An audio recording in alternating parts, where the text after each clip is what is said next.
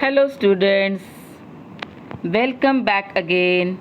In our last video, we have learnt about Himalayas and the plains of Sindhu, Ganga, Brahmaputra. Here are the directions of these three rivers. See the blue marking. Can you see it properly? Yes, the Sindhu, the Ganga, and here comes the Brahmaputra. So these are the three main rivers on the plains that we have learned. Now today we will move on to the Thar Desert. Children, in this map, this same map is given in your book also, page number 4. You can open it. Whenever I teaches you, you have to open your book. So now also take out page number 4 and open the map. The yellow part is what? Thar Desert. The Thar Desert spreads across Rajasthan. So you can see R is given for Rajasthan. Then Haryana, H, and some parts of Gujarat, that is G. So you will only consider and you will only concentrate on the yellow part, the Thar Desert. Understood? Now we'll see in the next map. Considering the Thar Desert only, we have Satluj River to its north, Aravalli mountain ranges to its east, the Rann of Kutch to its south, and Indus, that is Sindhu River, to its west. Can you see what is around Thar Desert properly? Yes. The Ghaggar River that originates in Himachal Pradesh reaches the Thar Desert. So which river reaches Thar Desert? Ghaggar River. Okay. It is also known as Hakra in Pakistan. Its course in Rajasthan and Pakistan has now dried up. Many sites of the Harappan civilization are situated along the now dried course of the river. So have you learnt about the Thar Desert properly? You can see this video again and again to clear the concept. Next comes is the Deccan Plateau, the region between the east and the west coast of India. You all know what is there on the east coast? Bay of Bengal. What is there on the west coast? Arabian Sea. This region has the Arabian Sea to its west and Indian Ocean to its south. See, this is Indian Ocean on the southern part of Deccan Plateau. This is the east part and this is the west part.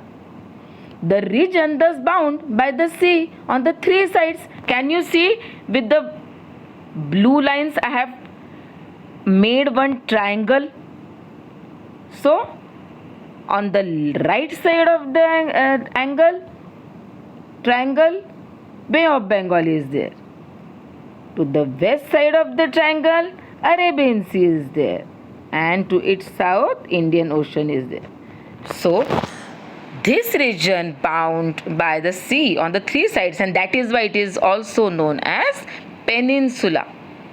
A major part of the Indian peninsula is occupied by the Deccan Plateau. Can you see it properly? Yes. Now we will go into details. Again, you have to look at the map carefully. We'll now study what is surrounded to the Deccan Plateau. If you again consider the only Deccan Plateau part which is marked in a triangle with blue color, you will come to know that this is north side, this is south side, this is east side, and this is west side. Now we'll study in details. The mountain ranges of the Vindhya and Satpura are located to the north here. The Sahyadri mountain ranges to its west here, which is also known as Western Ghats. To the west of the Sahyadri is the coastal region of Konkan. This is Konkan. Arabian Sea. If you come down, what is there? Konkan. The mountains of the eastern side of the Deccan Plateau are known as Eastern Ghats. These are Eastern Ghats. Written over here. Eastern Ghats, Western Ghats. The mountains of the eastern side of the Deccan Plateau, therefore, is known as Eastern Ghats. The land in the Deccan Plateau is fertile land where many post-Harappan agriculture flourished. Deccan Plateau was a part of Mauryan Empire also, the largest in ancient India. So, what we have learnt in this map? Western Ghats, Eastern Ghats, and on the north we have Vindhya and Satpura. Let us move on to our next slide. Next comes the coastal regions. From the time of Harappan civilization, India has trade relation. Ancient India has trade relation with the Western countries. Now let us concentrate on the Western countries. We'll see the direction of Western countries. So this is the western part of India. Can you see it properly? Therefore, India had developed contact and interaction with foreign cultures and people at the seaport. Later on, land routes came to be used for trade and transport, but the importance of sea route did not diminish. You can see that there is a sea on the western part. So earlier in ancient India, people used sea route for trade and transport. Later on, land route came to be used, but the importance of sea route did not diminish. Now we will see the islands in the next slide. The islands in the sea. Can you see it? I have again marked with the blue pen. Andaman and Nicobar are the Indian islands in the Bay of Bengal. See here, Andaman and Nicobar. Lakshadweep is a group of Indian islands in the Arabian Sea here.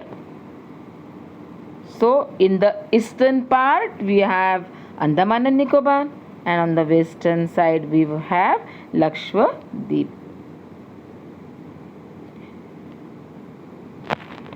So these are the islands. Now we will move on to the Indian subcontinent. Afghanistan, Pakistan, Nepal, Bhutan, Bangladesh and Sri Lanka.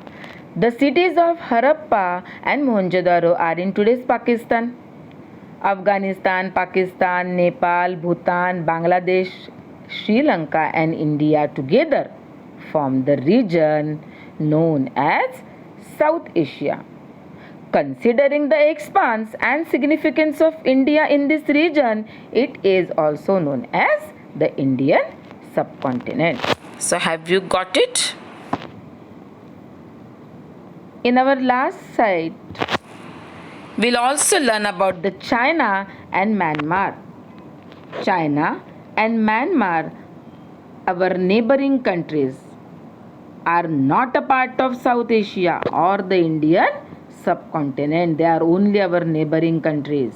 However, they had culture and trade relations with ancient India.